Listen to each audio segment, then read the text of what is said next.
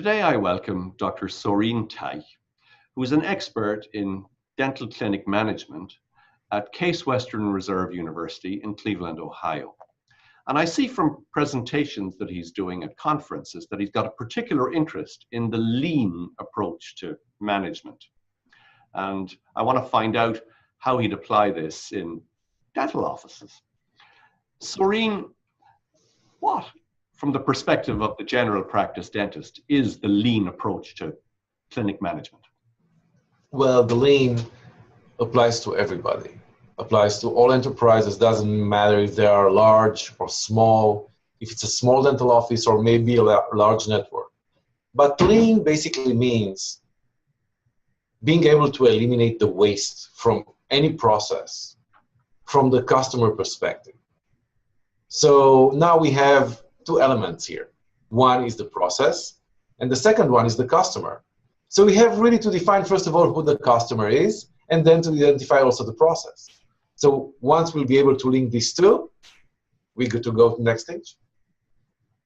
Well, what do you mean by customers? Again, from me as a practitioner.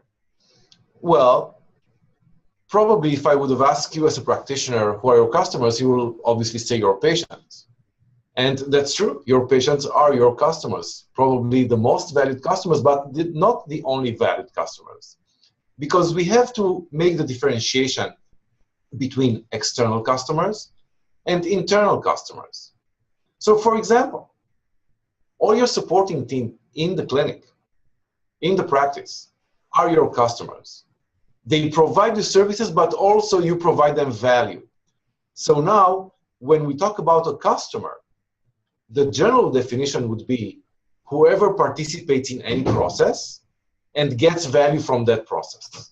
This is how we define and we identify our customers, okay? So we have internals and externals, okay? And that's a long discussion, but it's an important discussion, right?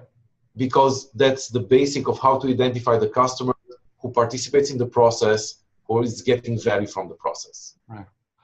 Now, there's a whole lot of processes in everyday dental offices, but I guess what I'd love to get to is what would be the general approach? How could we apply this in a dental office, this set of principles?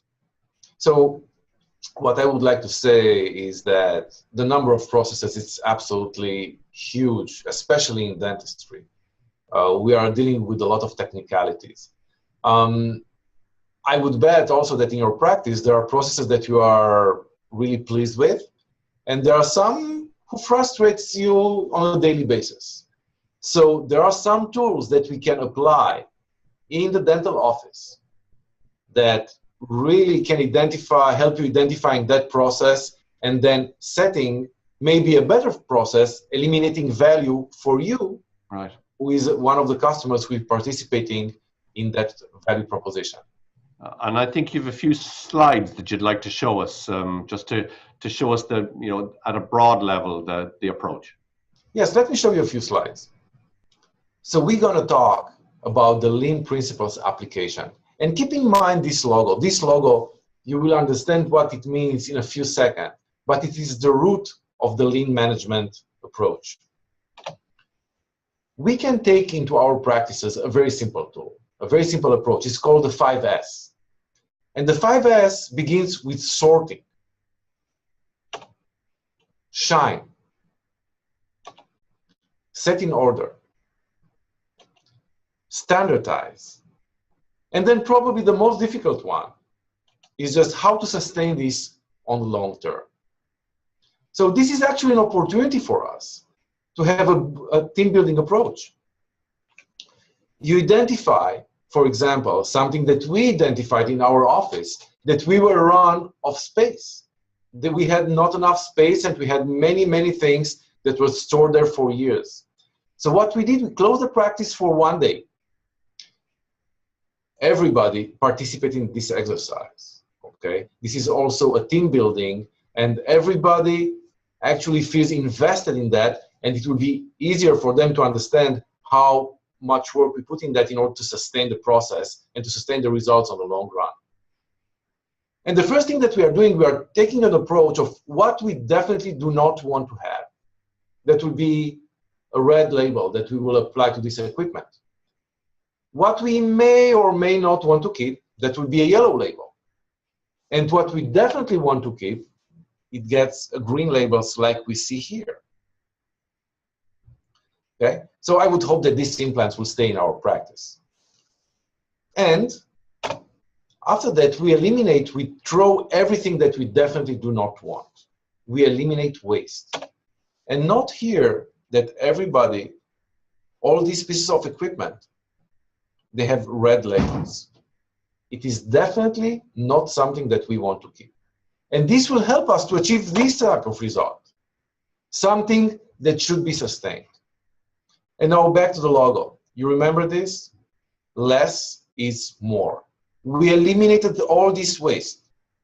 We have less equipment, less material, but we have much more storage. We are much more efficient, and everybody now understands how much work we have to put in order to reach this type of result that might be sustained in the long run. Thank you very much for that very interesting presentation. You know, I can see myself on that left-hand side, the untidy, untidy space, but I'd love to get over to the right, to the tidy bit. How can I start on the journey to moving from the left to the right? Well, first of all, I think that the easy thing to do is just to think what you're doing every day in your practice and what is the thing that really disturbs you. There probably is something, one little thing, that it's not comfortable for you, something that you would like to improve. Just identify that process. You know what? Something else that will be very beneficial for your team, talk to them. Ask them, you know what? If there would be one thing that I want to improve in our practice here, what would you suggest? So by doing that, actually they become also much more involved in the process, and they're having a stake in that correction, in that approach. So that would be the first thing. Once you did that, you can take a very simple approach to ask, okay, who is actually affected or may be affected by a change in the process? Who will benefit from that? Who will have to work on that? Who will have to sustain that? And this is key. Who will be, because the whole practice may be closed, we can engage all in that process, but eventually, who will have to sustain and to make sure that the results stay as we achieved in the first day? If you do that, if you talk to your team, maybe you have some ideas, then probably you'll be successful. Are there any tools, or are there any resources that I can go to, either in the public domain or that I can buy, that would help me to get some of the skills and the knowledge that would get me along this road? So I just want to say that the 5S tool, it's a very basic tool, and there are many, many other methodologies and tools that can help us with. I think that I'm personally using a small handbook that has all the tools in it, and I can always pick and choose what I want from there. And we will send you the link. It's just a few bucks in Amazon, and it's very short, so everybody's an easy read. Well, that certainly would be very much appreciated. We'd like to get started along the right road, and having the proper tools is essential to help us move along the road. And I would like to emphasize, I would like to emphasize one thing. You do not have to change your whole practice. Just identify a few things that are problematic, that can be fixed. By doing that, you will begin to feel much more comfortable with the process. Your team will begin to be much more engaged, and we will develop a culture of lean that can take time to understand and can take time to apply. So, you know, baby steps at the beginning, and that's fine. You don't have to change your whole practice. Your practice probably functions very well today. Dr. Sorin Teich, thank you so much for taking time out to explain the lean principles as applied to dental offices. Oh, my pleasure, you bet.